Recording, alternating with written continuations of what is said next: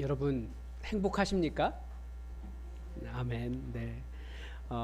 행복하신 분도 계시고, 뭐 행복하지 않다라고 생각하신 분들도 계시고, 뭐 그냥 사는데 무슨 행복을 생각하고 그러느냐, 뭐 그러는 분도 계실 수 있습니다. 근데 이렇게 보니까 많은 사람들이 행복하다, 평안하다라고 느끼는 때가 언제인 줄 아십니까? 다들 내가 원하는 대로 될 때, 사람들은 그렇게 느낍니다. 왜 제가 이 생각을 했냐면, 최근에 선거가 있었는데 자기가 원하는 후보가, 지지하는 후보가 당선되신 분들은 굉장히 행복하시더라고요. 반대로 지지하는 후보가 안 되신 분들은 밤잠을 못 이루시더라고요. 그러면서 행복이라고 생각하지만 사실 그 행복도 화무시비롱입니다. 어떻게 될지 몰라요. 부모들은 언제 행복할까요? 이게 굉장히 조심해야 되는 일인데, 자녀가 내 뜻대로 될 때 행복해 합니다. 표면적인 이유는 다 너 잘 되라고 하는 말이야, 그렇게 이야기하지만 때로는 이게 부모의 만족을 위해 아이들의 시간도 통제하고 자녀들의 미래도 통제하고, 마음에 안 드는 배우자 데려왔다고 또 자녀는 그 사람 그렇게 사랑한다는데 또 끝까지 반대하고, 물론 자녀를 잘 양육해야 하는 부모의 입장도 있기 때문에 이해는 하지만 그게 정도가 지나칠 때도 있습니다. 최근에 들어가 보니까 그렇더라고요. 제가 보니까 이런 내가 원하는 대로 이루어지지 않으면 정말 불행해, 행복하지 않아 라는 것을 대놓고 이렇게 강요하고 드러내는 관계가 요즘 보니까 연인들 간의 관계더라고요. 우리 젊은 청년들 잘 기억하시기 바랍니다. 카페에서 아르바이트를 한 어떤 분이 적어놓은 글을 봤어요. 카페에 어떤 연인이 아주 심각하게 싸우더라는 거예요. 아니나 다를까 한참 싸우다가 남자친구가 자리를 벌떡 박차고 일어나서 밖에 나갔답니다. 그래서 아르바이트 하는 그 분이 내가 한 연인의 마지막을 보았구나 라고 슬퍼하고 있는데, 조금 지나자 문이 딱 열리더니 그 남자친구가 샌드위치를 딱 사가지고 와서 그 여자친구 앞에 딱 내려놓고 모든 문제가 다 해결됐답니다. 한마디 했는데, 배가 고프면 배고프다고 말을 해. 그러니까 배가 고파서 짜증이 났는데 그걸 해결해주지 않고 알아서 해결해주지 않는 남자친구에 대한 원망 때문에 나는 불행해 라고 말하며 그렇게 싸웠다는 거였잖아요. 우리가 많은 간증에서 보듯이 우리는 승진하고, 뭐 자녀가 좋은 대학 가고, 좋은 직장에 가고, 돈 많이 벌고, 뭐 사업에 성공하고, 이런 것들이 우리 행복의 이유가 된다고 생각을 합니다. 물론 그런 간증을 하시는 분들 사실은 그 이전에 이게 다 하나님께서 하신 일입니다 라고 하는 말들이 있다는 걸 알고 있어요. 그런데 자칫 잘못하면 이게 하나님 때문에 행복한 것인지, 아니면 결과적으로 일이 잘 되었기 때문에 행복한 것인지, 다른 말로 하면, 지금 하는 말로 하면 내가 원하는 대로 잘 통제가 되고 좋은 결과가 되었기 때문에 행복한 것인지, 이게 매우 모호해질 때가 있다는 거예요. 그런데 이런 비슷한 통찰이 어디에 있냐면 사실은 불교에 있습니다. 불교의 핵심 사상이 뭡니까? 불교의 핵심 사상은 이 세상은 고통으로 가득 차 있다. 그러니까 이 세상은 고다. 고로 가득 차 있다라는 거예요. 고통으로. 왜 고통스러운가? 불교의 설명은 내가 원하는 것이 있는데 그 원하는 것을 다 채울 수 없기 때문에 내가 고통스럽다, 이렇게 말하는 게 불교입니다. 그래서 그 채우지 못하는 마음, 더 채우려고 하는 집착, 이걸 뭐라고 말합니까? 불교적인 용어로 번뇌라고 이야기합니다. 그래서 불교가 채택한 이걸 해결할 수 있는 방법이 뭐냐면, 어차피 채우고 채워도 또 못 채우니 채우려고 하지 말고 그냥 그대로 두어라. 이게 불교가 가르치는 깨달음입니다. 공이라고. 어차피 다 가지고도 못 가고 그냥 헛된 것 아니냐, 가지려고 하지 말아라, 놔둬라, 집착하지 말아라. 그리고 그것을 깨달은 게 이제 깨달음이고, 그리고 그 실제로 그냥 그것을 가지려고 하는 마음 자체가 없어진 것을 불교에서는 해탈이라고 이야기합니다. 산은 산이고 물은 물인데 꼭 거기 가지 않아도 난 행복한 거예요. 그냥 산은 산인 거죠. 물은 물이고. 해탈이라고 하죠. 예수님은 어떻게 가르쳐 주셨을까요? 많이 달라요.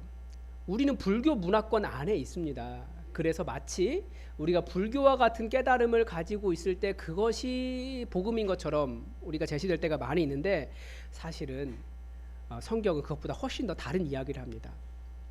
뭐라고 이야기하냐면, 성경은 고통이 즐거운 것이다라고 이야기합니다. 이게 이해가 되십니까? 사실 이해가 안 되죠. 어떻게 그것이 가능할까요? 오늘 본문이 가장 먼저 이야기하는 것은 예수 그리스도 때문에 일어난 몇 가지 변화들 때문이다 라고 가르쳐 줍니다. 우리 본문 1절을 한번 다 같이 읽어볼까요? 시작. 그러므로 우리가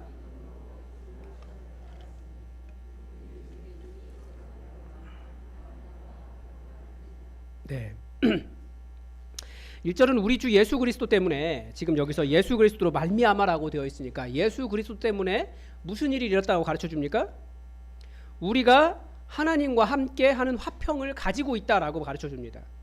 우리말 성경에는 하나님과 화평을 누리자라고 해서 청유문처럼 되어 있지만 이게 아니고 선언이에요. 딱 이건 받아들이라는 거예요.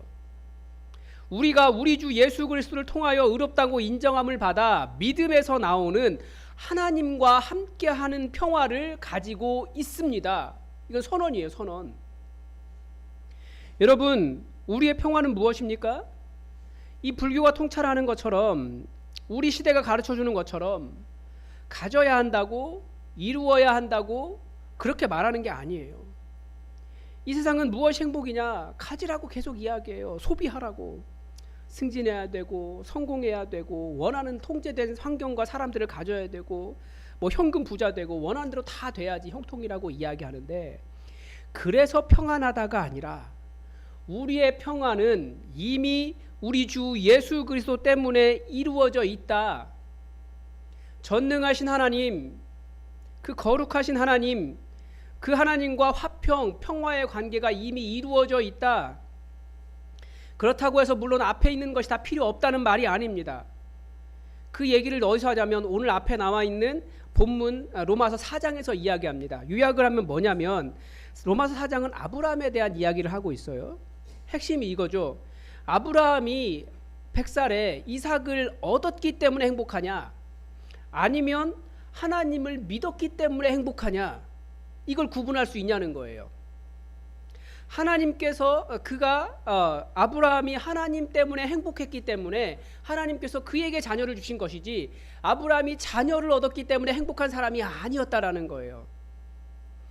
아브라함의 믿음에 대한 이야기를 하고 있는데 제가 믿음을 이야기하지 않고 행복을 이야기하는 특별한 이유가 있습니다. 행복은 뭡니까? 행복은 일종의 감정이잖아요. 감정, 느낌 뭐 이렇게 이야기할 수 있어요.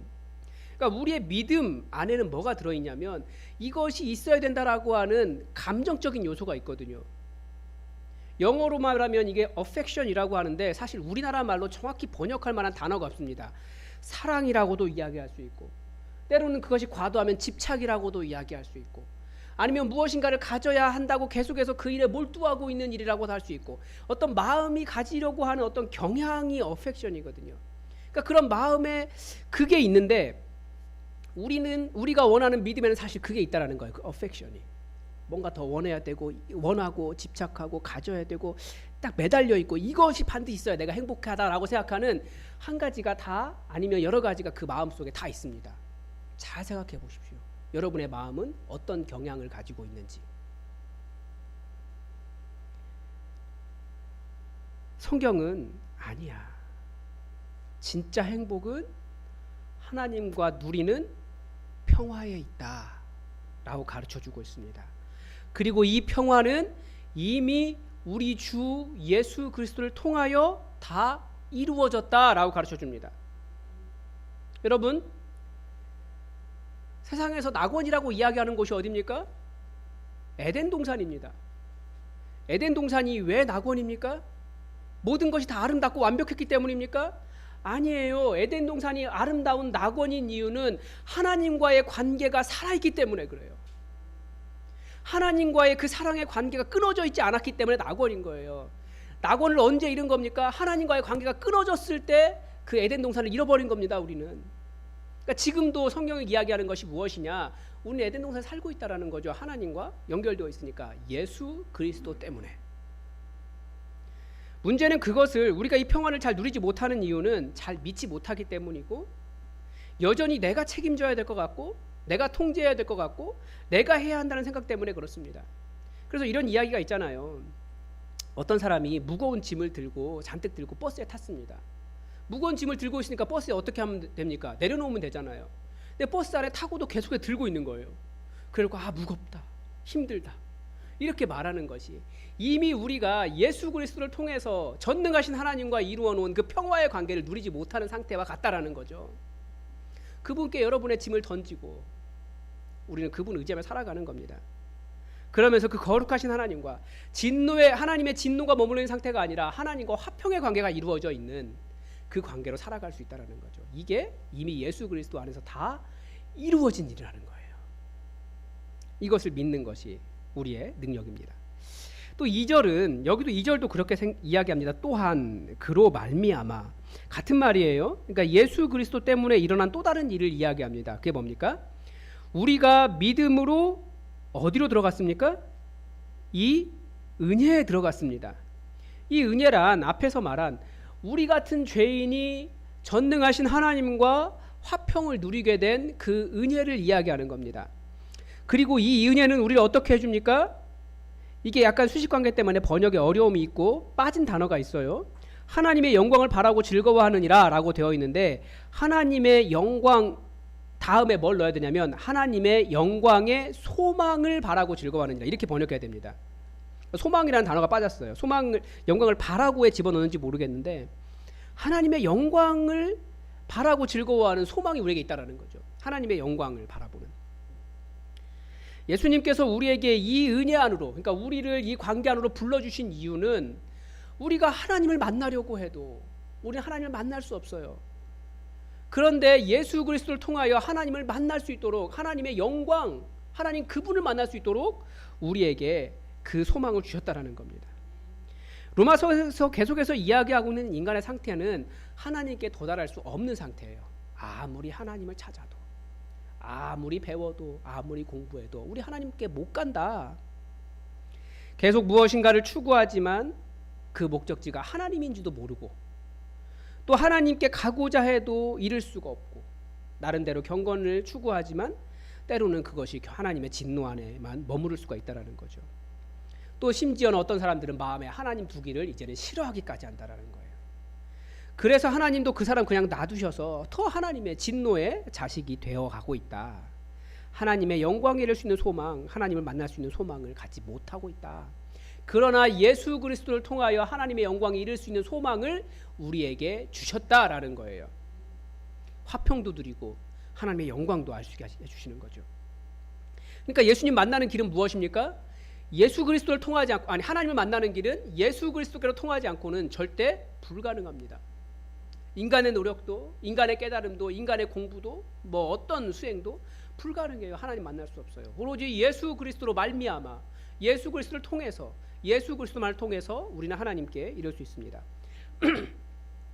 그리고 또 예수님 때문에 무슨 일이 일어났습니까? 3절과 4절입니다. 뿐만 아니라 우리가 어떻게 한다고요? 환난 중에도 즐거워하나니 이는 환난은 인내를, 인내는 연단은 소망을 이루는 줄 알미로다.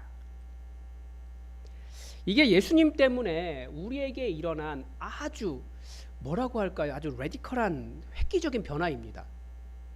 환난 중에 즐거워한다는 겁니다. 이게 환난 중에 원어적인 의미는 환난 중에 자랑한다는 거거든요.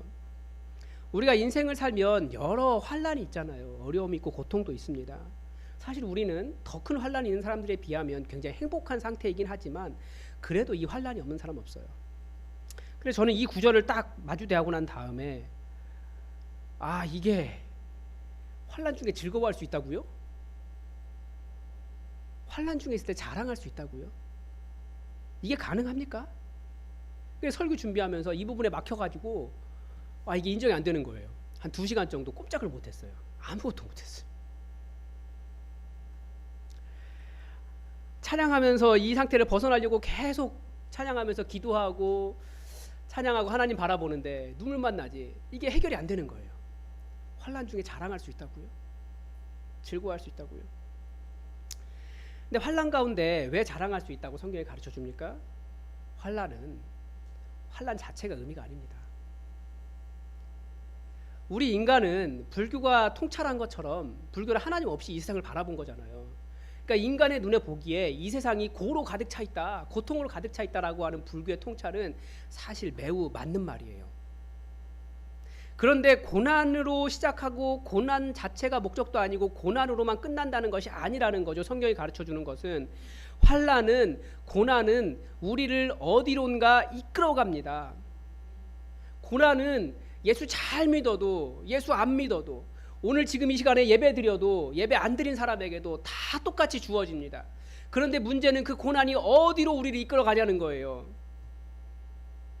고난의 목적지가 어디입니까? 환난은 인내를, 그러니까 고난을 당하면 견뎌내는 힘을 갖는다는 거죠.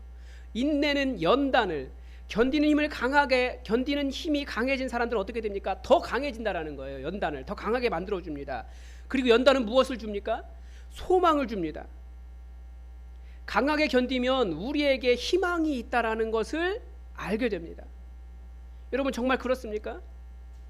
어디에서 알 수 있냐면 정말 하나님 믿는 사람들은 이런 고난을 통해서 결국은 소망을 알아요.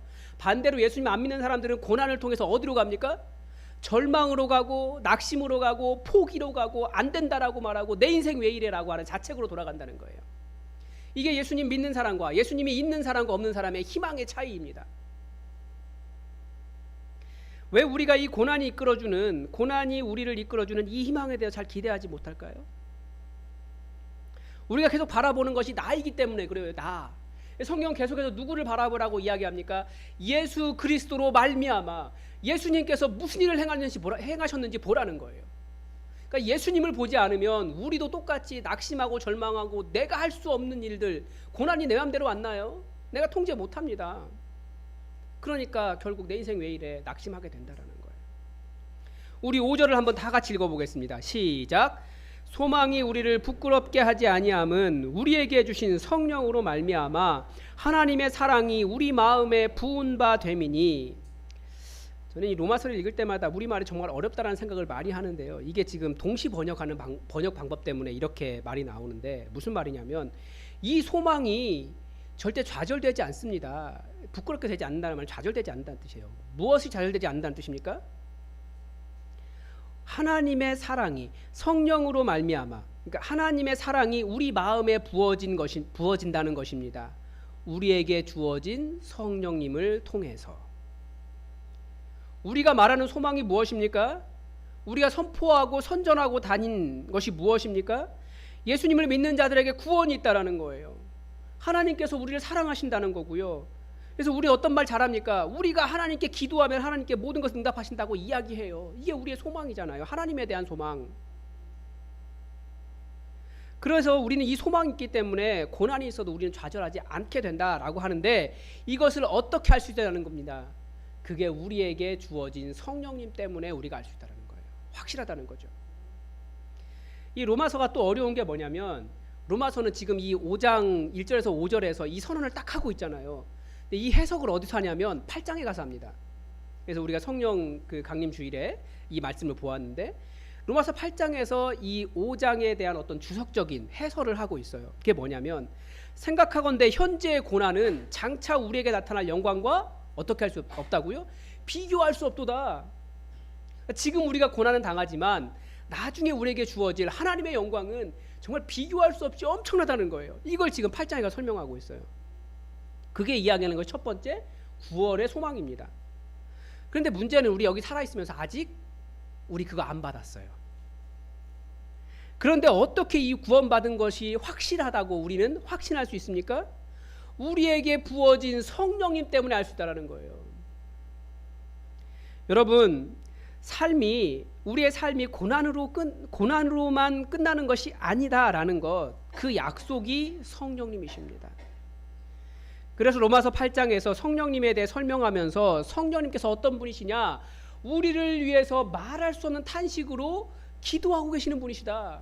그래서 우리의 삶은 비록 고난이 있다 할지라도 그 믿는 자, 하나님의 뜻으로 부르심을 입은 자, 그 사랑하는 자들에게는 모든 것이 합력하여 선을 이루느니라 선포하고 있습니다. 가르쳐 줍니다. 그리고 여전히 그 인증이 바로 성령님이시라는 거예요. 우리에게 임하신 성령.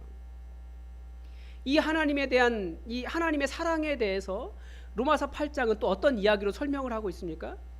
하나님의 사랑이 얼마나 크냐는 거예요. 비록 고난이 있다고 할지라도 하나님께서 우리를 위하시면 누가 우리를 대적할 수 있겠냐? 이렇게 물어봅니다. 자기 아들을 아끼지 않고 모든 사람을 위하여 내어주신 분이 그 아들과 함께 모든 것을 다 우리에게 주시지 않겠느냐 역으로 질문합니다. 누구도 우리를 죄가 있다고 고발할 수도 없고 누구도 우리를 정죄할 수도 없습니다. 우리 주인이신 예수 그리스도도 하나님 우편에서 성령님처럼 우리를 위해서 간구하시는 분이시기 때문입니다. 그래서 그 어떤 것도 우리를 하나님의 사랑에서 끊을 수 없다, 이렇게 설명하고 우리가 처할 수 있는 고난에 대해서 쭉 열거를 합니다. 이 고난이 하나님의 사랑에서 끊을 것 같아? 이런 고난이 너 하나님의 사랑에서 끊을 것 같아? 이런 고난이 있다고 해서 하나님의 사랑이 너에게서 끊어지는 것이 아니야 라고 물어보면서 말하는 게 환난이나 곤고나 박해나 기근이나 적신이나 위험이나 칼이랴. 가장 큰 위협이잖아요.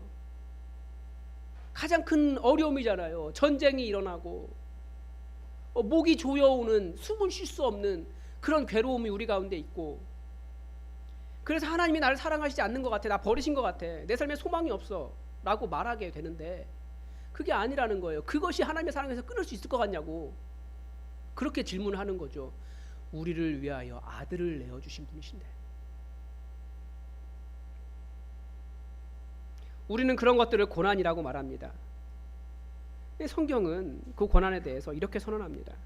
그 어떤 것도 우리를 하나님의 사랑에서 끊을 수 없습니다.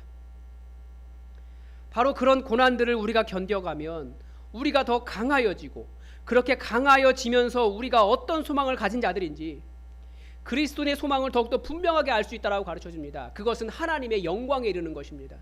그 전능하신 하나님의 거룩하심에 다 있는 겁니다. 그래서 기도하는 자가 하나님의 영광을 얻을 수 있는 거예요. 우리는 하나님을 알고 있고 그분을 만나고 있고 그분의 거룩함에 다 있기 때문에. 세상은 계속해서 우리를 위협합니다. 그러나 분명하게 기억하십시오. 그 어떤 것도 우리를 우리 주 그리스도 예수 안에 있는 하나님의 사랑에서 끊을 수 없습니다. 오히려 우리는 우리를 사랑하신 그 하나님의 사랑 때문에 더욱더 넉넉하게 승리할 수 있습니다. 이것이 성경이 우리에게 가르쳐주는 소망이에요. 그래서 고난이 와도 우리는 이미 그 소망이 있기 때문에 즐거워할 수 있는 거예요. 때로는 이 고난이 어떻게 극복되는지 보자, 자랑할 수도 있는 거예요. 왜냐하면 나 때문이 아니에요. 내가 상황을 통제할 수 있기 때문이 아니에요. 내가 모든 것을 갈 수 있기 때문이 아니에요. 이미 우리 주 예수 그리스도 안에서 이루어진 그 일들과 아들까지 내어주신 우리 하나님의 사랑이 우리 가운데 끊어지지 않기 때문에 우리는 고난 가운데서도 즐거워하며 결국 주님께서 이루시는 어떤 일을 이루실까, 하나님의 영광에 닿아서 그분의 거룩함을 맛보는 거룩을 알게 될 것이라는 소망이 있다라는 겁니다. 우리는 소망이 있는 자들이에요. 소망이 있는 사람들. 정리해 보겠습니다. 우리의 고난 안에는 사실은 삼위일체 하나님이 다 관여하고 계세요. 왜냐하면 왜 이렇게까지 하실까요? 우리의 인생이 고난에서 시작해서 고난의 삶을 살다가 고난으로 끝나는 것이 아니다라고 하는 것을 가르쳐주기 위해서 성부, 성자 하나님, 성령 하나님이 다 달라들으셨어요. 그거 아니야. 그거 아니야. 그렇게 허무하게 끝나는 인생이 아니야. 또한 소망되지 못하는 것을 가지려고 그거 없다고 아등바등거리면서 그거 있으면 행복할 것이라고, 행복하겠다고 헛된 인생 살아가지 말라라고 하신 것입니다. 여러분의 소망이 무엇입니까? 우리는 우리가 정말 바라는 그 affection, 그 소망, 내 마음의 경향성, 그 원하는 것, 이거 있어야지 편하다라고 행복하다라고 생각하는 것을 어디에서 알 수 있냐면 분노할 때 알 수 있어요. 어디에서 화가 나십니까? 그거 못 가졌다고 화나는 거거든요. 소중한 것이 없어지고 어려움을 당하고 문제가 생기는 것, 고난 맞습니다. 힘든 건 맞습니다. 그러나 그것이 어디로 인도하는지 우리는 잘 알아야 됩니다. 성령님께서, 우리 가운데 오신 성령님께서 하시는 말씀은 결국 우리가 하나님을 알게 될 거라는 거예요. 그리스도인은 우리에게 오신 성령님, 우리의 인생이 그런 고난에서 끝나는 것이 아니라고 약속해 주신 분이시고, 그것이 전부가 아니라 우리에게는 하나님의 사랑이 있다는 것을 보여주고 또 고난을 견디게 하시고 그 인내를 통해서 더 강하게 하시고, 결국 최후 승리, 죽어도 산다, 죽어도 하나님의 사랑이 우리에게서 끊어지지 않는다라고 하는 소망을 더욱더 견고하게 붙잡게 하십니다. 이게 성부성자 성령 하나님이 모두 달려들어서 우리에게 주신 소망이에요. 그리스도는 낙심하지 않습니다. 더 견디어냅니다. 정말 고난 가운데 있는 사람들은 정말 이를 악물고 하루를 살 수밖에 없어요. 그렇지만 그 하루하루 주님을 바라보며 산다면, 성령님의 인도하심을 받으면 그 고난은 하나님을 만나는 소망을 줍니다. 제가 고난 가운데 즐거워한다라고 하는 말씀을 딱 보고 난 다음에 너무 막혀서 찬양을 뭘 해야 되냐 한참 고민했는데, 그러다가 찬양을 막 하면서 Above All이라고 하는 찬양을 했습니다. 그게 이제 우리나라 첫 가사는 모든 능력과 모든 권세 이렇게 번역했기 때문에 그렇게 시작하고 있지만, 영어 가사의 원 제목은 Above All입니다. Above All이 무슨 뜻이냐면 모든 것보다 우선해서, 가장 먼저, 모든 것보다 먼저, 뭐 이런 뜻입니다.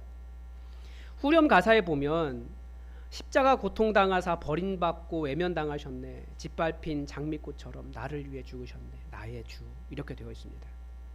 원어에 보면 이 가사가 하고 싶은 말은 그거예요. 예수님이 못 박히셨다라는 거예요. 고통당하시고 돌 뒤에 매장이 되셨습니다. 그러니까 돌 위에 버려지신 거죠.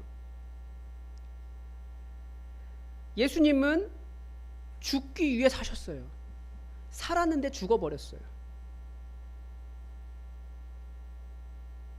나중에는 십자가 위에서 모든 사람들에게 외면받고 홀로 남겨지셨습니다. 땅에 버려진 장미처럼 짓밟히셨다라는 거예요. 그런데 오히려 그렇게 고난당하시고, 한번 생각해 보십시오. 가장 외롭게 모든 고난당하며 완전히 버림받으신 그 예수님이신데, 오히려 above all, 모든 것보다 뛰어난, 이 땅에서 가장 뛰어나다고 하는 권력, 세상의 왕들보다도, 우리는 그렇게 갖기를 원하는 이 모든 세상의 피조물보다도, 그리고 그렇게 갖기를 원하는 세상의 모든 지혜보다도, 그리고 사람의 모든 방법보다도, 노하우보다도 더 뛰어나신 분이 되셨다라는 거예요. 고난당하고 버림받고 홀로 되셨는데, 그래서 above all이라고 이야기하는데, 그런데 결국 예수님이 왜 그렇게까지 하셨냐는 거예요. 예수님의 고난과 부활 안에는 그만큼 그냥 버림받고 죽을 존재가 아니라는 것을, 우리가 그런 존재가 아니라는 것을 말하고 싶으신 거예요. 내가 이렇게 고난당해서 모든 것보다 더 뛰어난 존재가 되었는데 왜 그러느냐? 그만큼 above all, 너희도 나에게는 그런 존재다. 그래서 예수님이 그런 일을 당하셨다라는 거예요.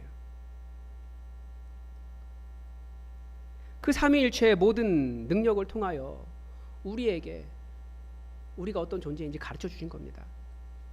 여러분, 고난에는 하나님의 뜻이 있습니다. 어쩌면 고난은 그냥 일반 사일 수도 있어요. 고난은 모든 사람에게 다 닥쳐요. 그런데 고난은 우리를 견뎌내게 하고, 그렇게 견디며 우리가 더 강해지게 하고, 그래서 그렇게 견뎌서 고집센 싸움꾼이 되는 것이 아니라 정말 소망이 있다라고 하는 것을, 하나님이라고 하는 소망이 있다라고 하는 것을 제대로 발견할 수 있게 해준다라는 겁니다. 여러분, 고난을 당하시거든 소망 없는 자처럼 살지 마시고, 낙심하지 마시고, 하나님의 생명이 우리에게 있다는 것을 확신하시고, 하나님의 사랑이 우리에게 있다는 것을 확신하시고, 나아가 이 생명을 가진 자로서 예수님 의지하며 하나님을 닿고 하나님의 영광에 닿아 있는 진정한 소망을 가진 자들이 되시기 바랍니다. 어떠한 고난도 하나님의 사랑을 끌어내지 못합니다. 여러분, 삼위일체 하나님 모두가 우리에게 이 소망 주려고, 내가 여기 있다, 이거 주려고 우리에게 오셨습니다. 우리에게 역사하십니다.